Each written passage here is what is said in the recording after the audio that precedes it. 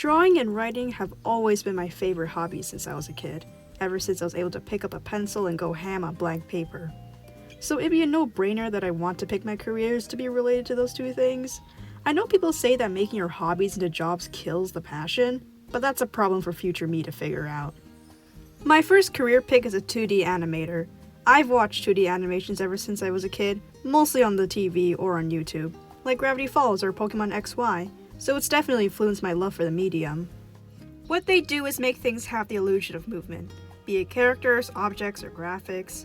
2D animations can be found in advertisements, films, video games, and more. Although being one can either require you to draw with a pen and paper or on a computer, drawing on a computer is much more mainstream due to how convenient it is. The environment for a 2D animator can vary depending on who you're working under. For example, if you land a job at Disney, you might find yourself working in an animation studio, or maybe you'll be in an advertising agency. You can also be your own boss and just work at home. Wherever you are, your work will mostly consist of you sitting in front of a computer and drawing with a posture that'll give you back pain faster than the speed of light. The pay is pretty standard if you plan to work at BC. You might be earning around $31.25 per hour, which is like $65K per year if you're working a typical 40-hour work week, and if your salary doesn't get taxed. $20.67 per hour, or almost around $43K per year if you're just desperate to get a job and don't care about the pay. On the higher end, you may find yourself comfortable at $56 per hour or above $100K per year. Okay, but how do you even get a job in the first place? The first thing you need to do is get a bachelor's degree in something like fine arts, media arts, animation, or computer graphics. While getting that degree, you should have learned the bread and butter on animation like graphic production and designing basis. Then you gotta actually animate, make your own projects, collaborate with other animators, pick up clients, or be an intern. Whatever helps to gain you experience. Then you'll have to make an animation reel, which is basically a short compilation of your best work, or a portfolio. You'll still have to make a resume and get an interview, but once you blow it out of the park, you'll have yourself a job in no time. But of course, you can't just forget your tools. If you're working traditionally, you'll need some cells, which are just transparent sheets, a light box, which helps you to see through the cells, and some sort of drawing tool, like a pencil. Okay, but what about digital? You'll need a good computer paired with a drawing tablet or a screen tablet, or a mouse if you'd like the challenge of drawing with one.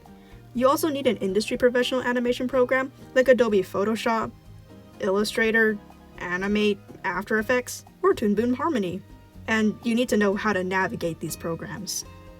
Now that you've got your tools, you can imagine your day as something like this. You start the day getting new messages from your boss or client about what to work on today. Then you work on that area of the project, which can look like making a storyboard, refining the animation, adding colors, and finalizing. The stuff you worked on will get reviewed, and you'll probably get asked to change around some things. After changing what's requested, you finish the day by telling your boss or client what you've done. This layout is pretty general because your work can vary wildly depending on who you're working for. Obviously, if you're self-employed, you would know what you worked on, and maybe if you're under a massive company, expect to suffer through crunch times just to meet deadlines. But who knows if I actually end up being an animator? I've got a backup plan in case things go south. If you like reading and making changes to people's work, you'll love being an editor. Even if I like writing more, I'd rather keep that as a hobby, so I'm choosing a job that's pretty close to that in terms of work.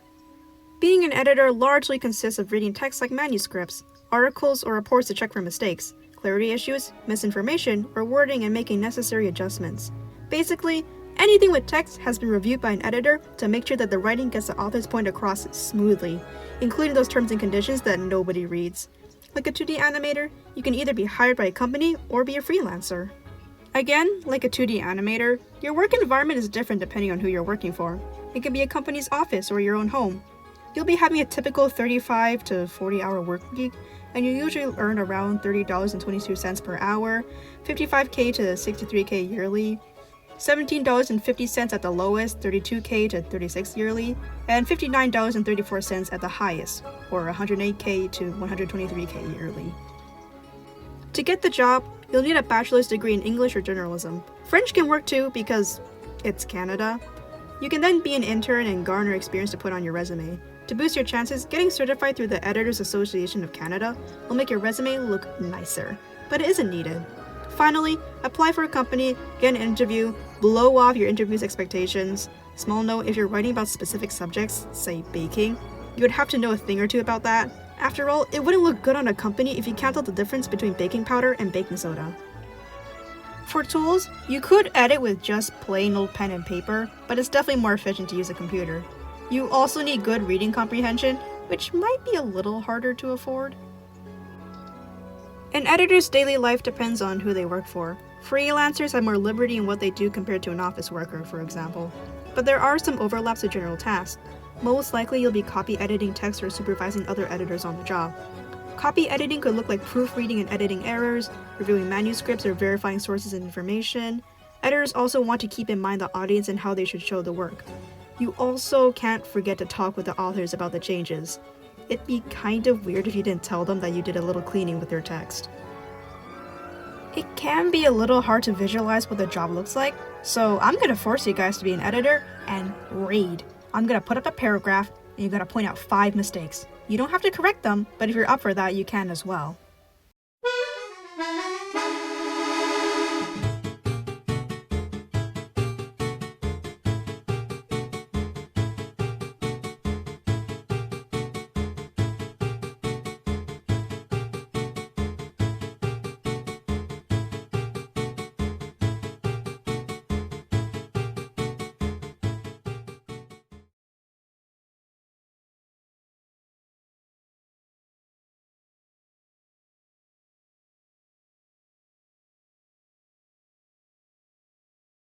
So I just want to emphasize how many layers I had to make with doing this animation. Like one frame usually has like around like 2 or 3 layers, even more.